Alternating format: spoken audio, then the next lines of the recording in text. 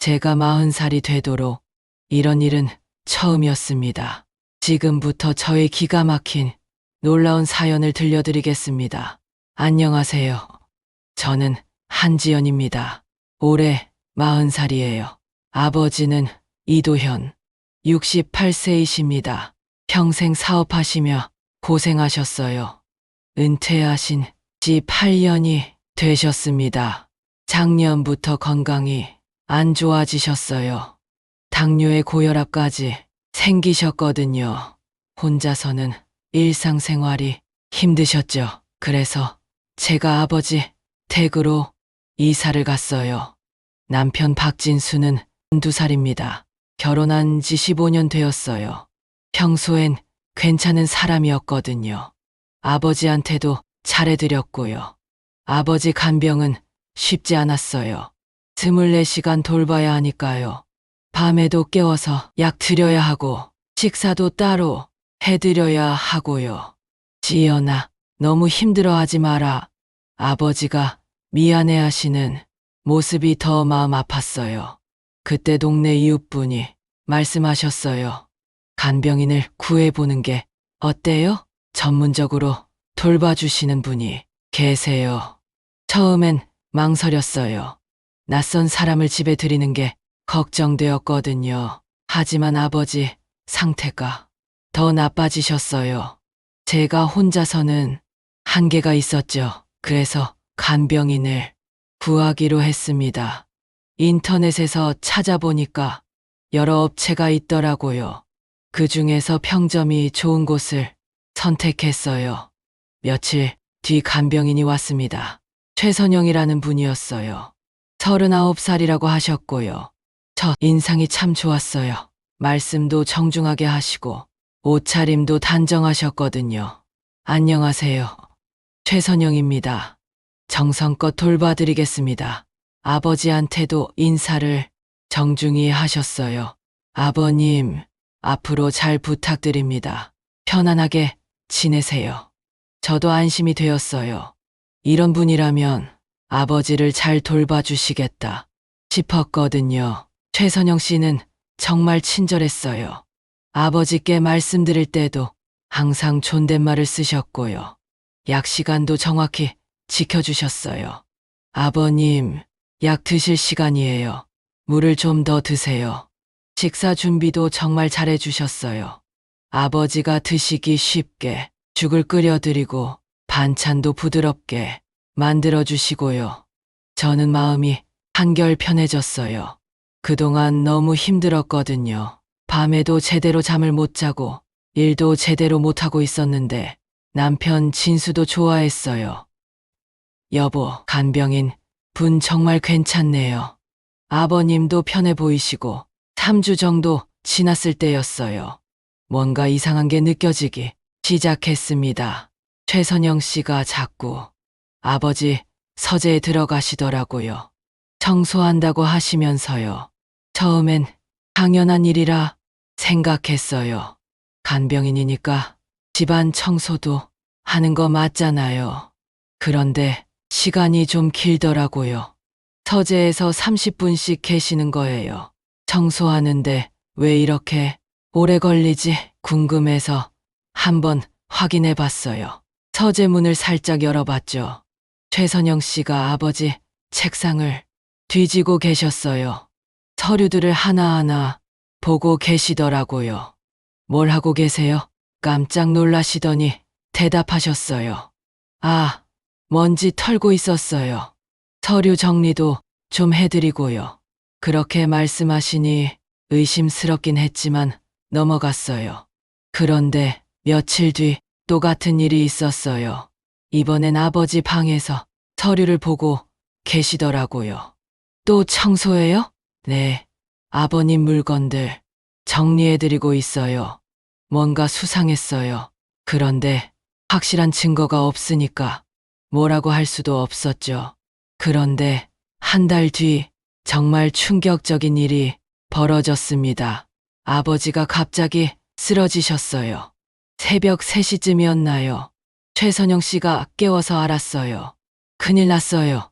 아버님이 의식을 잃으셨어요. 급히 병원으로 모셨죠. 다행히 생명에는 지장이 없었어요. 과로와 스트레스 때문이래요. 의사 선생님이 말씀하시길 며칠만 늦었으면 위험했을 겁니다. 앞으로 더 조심하셔야 해요.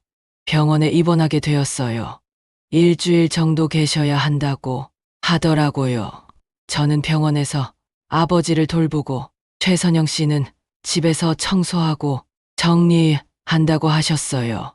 그런데 그날 저녁 집에 들어서는데 이상했어요.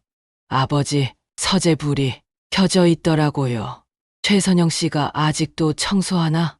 조용히 들어가 봤어요. 그런데 최선영 씨가 아버지 금고를 열고 있는 거예요. 뭘 하고 계세요? 깜짝 놀라서 뒤돌아보시더니 아, 깜짝이야. 언제 오셨어요? 청소하다가 금고가 열려 있어서 정리하려고요. 거짓말이었어요. 분명히 금고를 열고 있었거든요. 금고 비밀번호를 어떻게 아세요? 아버님이 알려주셨어요. 혹시 모르니까 중요한 서류 확인하라고요. 말이 안 됐어요. 아버지가 그런 말씀을 하실 리가 없거든요. 지금 당장 나가세요. 더 이상 일하지 마세요. 최선영 씨가 당황하시더니 왜 그러세요? 제가 뭘 잘못했나요? 아버님 걱정돼서 서류 확인한 것뿐인데 하지만 저는 확신했어요. 분명히 뭔가 수상한 일을 하고 있었다고요. 그날 밤 남편한테 말했어요. 간병인을 그만두게 해야겠어요. 뭔가 이상해요. 그런데 남편 반응이 이상했어요. 너무 예민한 것 같은데 그냥 청소하는 걸 수도 있잖아. 간병인 구하기도 힘든데 괜찮은 사람 놓치면 어떡해. 왜 남편이 최선영 씨를 감싸는지 이해할 수 없었어요. 다음 날 병원에서 아버지께 여쭤봤어요. 아버지, 최선영 씨한테 금고 비밀번호 알려주셨어요? 무슨 소리야?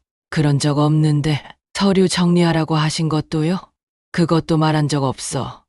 역시 최선영 씨가 거짓말한 거였어요. 아버지, 그분 의심스러워요. 다른 간병인으로 바꿔야 할 것 같아요. 아버지도 고개를 끄덕이셨어요. 그래라, 내가 알아서 해. 집에 돌아와서 최선영 씨한테 말했어요. 오늘부로 일 그만두셔야겠어요. 다른 간병인을 구하기로 했어요. 그런데 최선영 씨 반응이 이상했어요. 제가 뭘 잘못했나요? 아버님도 저를 좋아하시는데 갑자기 그만두라니 너무하지 않아요? 마지못해 그날은 넘어갔어요. 하지만 마음먹었어요. 내일 당장 그만두게 하겠다고요. 그런데 밤에 남편이 이상한 말을 했어요. 여보, 간병인 문제 다시 생각해봐. 괜찮은 사람인 것 같은데 성급하게 판단하는 거 아니야? 뭔가 이상했어요. 남편이 왜 이렇게 최선영 씨를 감싸는 건지. 다음 날 아침 최선영 씨가 또 서재에 있었어요. 이번엔 확실히 잡겠다 싶어서 몰래 지켜봤어요. 최선영 씨가 서류를 사진으로 찍고 있더라고요. 휴대폰으로 계속 찍고 있었어요. 지금 뭘 하고 계세요? 사진을 왜 찍어요? 이번엔 변명을 못 하시더라고요. 이건 아버님이 부탁하셨어요. 병원에 가져가라고요. 또 거짓말이었어요. 어제 아버지한테 확인했는데 그런 말씀 안 하셨거든요. 지금 당장 나가세요. 경찰에 신고할 거예요. 그제야 최선영 씨가 진짜 당황하시더라고요. 오해예요. 정말 오해예요. 제가 나쁜 마음 없어요. 하지만 저는 믿을 수 없었어요. 이미 너무 많은 의심스러운 일들이 있었거든요. 최선영 씨가 나간 후 아버지 서류들을 확인해 봤어요. 그런데 정말 충격적인 걸 발견했습니다. 부동산 등기부 사본이 사라져 있었어요. 분명히 있던 건데 없어진 거예요. 그리고 아버지 통장 사본도 없어졌고요. 이 사람이 정말로 뭔가 하고 있었구나. 급히 은행에 전화했어요. 혹시 저희 아버지 명의로 계좌 이체나 그런 게 있었나요? 최근에 의심스러운 거래 있었는지 확인해 주세요. 다행히 아직 이상한 거래는 없었어요. 하지만 안심할 수 없었죠. 서류 사진을 찍어간 게 분명하니까. 그날 밤 남편한테 모든 걸 말했어요. 간병인이 아버지 서류를 훔쳐갔어요. 부동산 등기부하고 통장 사본도 없어졌고요. 그런데 남편 반응이 더 이상했어요. 확실해. 너무 민감하게 반응하는 거 아니야? 간병인이 그런 짓을 할 리가 없잖아. 왜 남편이 계속 최선영 씨 편을 드는지 이해할 수 없었어요. 며칠 뒤 아버지가 퇴원하셨어요. 새로운 간병인을 구했어요. 이번엔 정말 믿을 만한 분으로요. 그런데 일주일 뒤 또 충격적인 일이 벌어졌습니다. 아버지가 갑자기 말씀하시는 거예요. 지연아, 이상한 전화가 와. 최선영이라는 사람이 자꾸 전화해서 내가 약속했다고 하는데 무슨 약속인지 모르겠어. 최선영 씨가 아버지한테 직접 연락한 거였어요. 무슨 약속이라고 하던가요? 재산 정리 도와드리기로 했다고 해. 그런 적 없다고 했는데 자꾸 우기더라. 정말 어이가 없었어요. 이런 뻔뻔한 사람을 처음 봤거든요. 아버지 휴대폰 번호를 바꿨어요. 더 이상 연락하지 못하게요. 그런데 며칠 뒤 더 큰 충격이 기다리고 있었습니다. 아버지가 말씀하시길, 지연아, 은행에서 연락이 왔어. 내 명의로 대출 신청이 들어왔다고. 나는 대출 신청한 적 없는데 심장이 멎는 줄 알았어요. 급히 은행으로 달려갔어요. 저희 아버지 명의로 대출 신청이 들어왔다고요? 누가 신청했나요? 담당자가 확인해 보더니 최선영이라는 분이 신청하셨네요. 대리인으로 등록되어 있어요. 그런데 서류에 문제가 있어서 보류 중이에요. 정말 다행이었어요. 서류에 문제가 있어서 실행이 안 된 거였거든요. 대리인 등록을 취소해 주세요. 저희가 한 적 없어요. 그리고 경찰서에 신고했어요. 사기 미수로 신고하고 싶어요. 경찰도 심각하게 받아들이더라고요. 요즘 간병인 사기가 늘고 있어요. 증거 자료 모아서 오시면 수사하겠습니다. 집에 돌아와서 증거를 정리했어요. 최선영 씨가 찍어간 서류 사진들, 은행 대출 신청 서류, 전화 녹음까지요. 그런데 남편이 또 이상한 말을 하는 거예요. 경찰까지 신고할 필요 있었어? 오해일 수도 있잖아. 너무 심하게 나가는 거 아니야? 이상했어요. 정말 이상했어요. 왜 남편이 계속 최선영 씨를 감싸는 건지. 그날 밤 남편 휴대폰을 몰래 봤어요. 죄송해요. 원래 그런 사람 아닌데 너무 의심스러워서요. 그런데 정말 충격적인 걸 발견했습니다. 최선영 씨와 주고받은 메시지가 있었어요. 계획대로 진행하고 있어요. 아내가 눈치채지 못하게 조심하세요. 성공하면 반반씩 나눠 갖기로 세상이 무너지는 줄 알았어요. 남편이 최선영 씨와 짜고 아버지 재산을 노리고 있었던 거예요. 15년 결혼 생활, 믿었던 남편이 이런 짓을 하고 있었다니 가슴이 찢어지는 것 같았습니다. 눈물이 쏟아졌어요. 너무 충격적이었거든요. 그렇지만 포기할 수 없었어요. 아버지를 지켜야 했으니까요. 다음 날부터 모든 걸 준비했어요. 남편과 최선영 씨의 대화 내용을 몰래 녹음했어요. 둘이 통화하는 걸 녹음기로 녹음했죠. 아직 성공 못했어요. 아내가 자꾸 방해해서요. 다른 방법을 생각해야겠어요. 증거가 충분했어요. 이제 반격할 때가 왔습니다. 경찰서에 모든 증거를 가져갔어요. 녹음 파일, 메시지, 캡처, 은행 서류까지 전부요. 남편과 간병인이 공모해서 사기를 치려 했어요. 담당 형사가 심각하게 들어주더라고요. 증거가 확실하네요. 곧바로 수사하겠습니다. 그리고 변호사도 만났어요. 이혼 소송과 재산분할 소송을 준비하고 싶어요. 변호사가 말하더라고요. 이 정도 증거면 충분해요. 남편 쪽에서 불리할 거예요. 일주일 뒤 경찰에서 연락이 왔어요. 최선영 씨를 체포했습니다. 남편분도 조사받으러 나오셔야 해요. 그날 남편이 경찰서에서 돌아왔을 때 더 이상 숨길 수 없다는 표정이었어요. 여보, 미안해. 내가 정말 잘못했어. 하지만 이미 늦었어요. 15년 결혼 생활이 이런 거였어요? 아버지가 아프신 걸 이용해서 어떻게 그런 마음을 먹을 수 있어요? 남편이 무릎 꿇고 사과했어요. 정말 미안해. 마음이 잘못됐어. 최선영이 꿰어서 아니야. 내가 욕심을 부린 거야. 하지만 용서할 수 없었어요. 아버지를 이용해서 돈을 훔치려 했던 거려. 법정에서 모든 게 밝혀졌어요. 최선영 씨는 전문 사기꾼이었어요.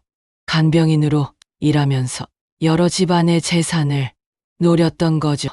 이미 다른 집에서도 비슷한 짓을 했다고 해요. 남편도 공범으로 인정받았고요. 판사가 말했어요. 노인을 돌보는 일을 악용한 악질적 범죄입니다. 최선영 씨는 징역 3년을 받았어요. 남편은 집행유예 2년이었고요. 이혼도 성사되었어요. 재산 분할에서도 제가 유리했고요. 가족들과 친구들이 모두 제 편을 들어줬어요. 지연이가 잘했어. 그런 남편하고 살 필요 없어. 아버지 지켜낸 게 대단해. 아버지도 말씀하셨어요. 내 딸이 정말 대견하다. 내가 지켜줘서 고마워. 힘들었지만 보람 있었어요. 나쁜 사람들이 제대로 벌을 받았으니까요. 지금은 아버지와 단둘이 살고 있어요. 새로운 간병인 분도 구했고요. 이번엔 정말 믿을 만한 분이에요. 아버지 건강도 많이 좋아지셨어요. 지연아, 고생 많았다. 이제는 편안하게 살자. 그렇게 말씀하시는 아버지를 보며 뿌듯해요. 힘들고 속상한 일이었지만 포기하지 않길 잘했어요. 요즘 간병인 사기가 정말 많다고 해요. 특히 우리 같은 시니어, 가정을 노리는 경우가 많다고요. 혹시 비슷한 상황에 계신 분들은 꼭 조심하세요. 간병인을 구할 때는 반드시 신원 확인을 하고요. 이상한 행동을 하면 바로 의심해 보세요. 그리고 가족 중에 이상하게 감싸는 사람이 있으면 더욱 조심하셔야 해요. 제 경우처럼 가족이 공모하는 경우도 있거든요. 평생 살면서 이런 일을 겪게 될 줄 몰랐어요. 하지만 끝까지 포기하지 않아서 다행이에요.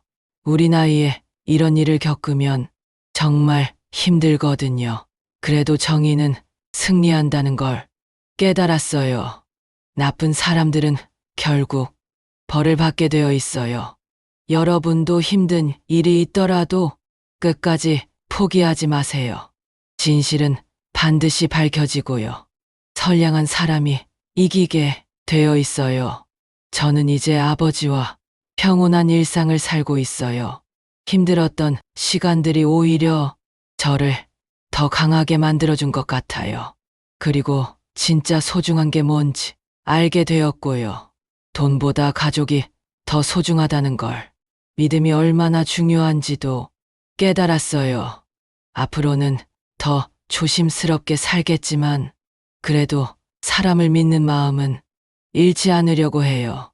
세상에 나쁜 사람만 있는 건 아니니까요. 지금 간병인 분도 정말 좋으신 분이거든요. 아버지를 진심으로 돌봐주세요. 가족처럼 대해주시고요. 이런 분들을 보며 다시 희망을 갖게 돼요. 여러분도 힘든 일이 있으시면 절대 혼자 끙끙 앓지 마세요. 주변에 도움을 요청하시고요. 경찰이나 전문가의 도움도 받으세요. 저처럼 증거를 모아서 대응하시면 분명히 해결할 수 있어요. 포기하지만 않는다면 말이에요. 우리 나이에 이런 일을 겪는다는 게 참 안타깝지만 그래도 이겨낼 수 있어요. 저희가 그 증거잖아요. 아버지와 저는 이제 정말 평온해요. 나쁜 사람들은 모두 사라졌고요. 믿을 만한 사람들만 우리 곁에 있어요. 이게 바로 선악의 결과라고 생각해요. 선량하게 살면 결국 좋은 일이 생기고요. 나쁜 짓을 하면 반드시 벌을 받게 되어 있어요. 여러분도 항상 선량하게 사시길 바라요. 그리고 힘든 일이 있어도 포기하지 마세요. 저처럼 반드시 이겨낼 수 있을 거예요. 감사합니다.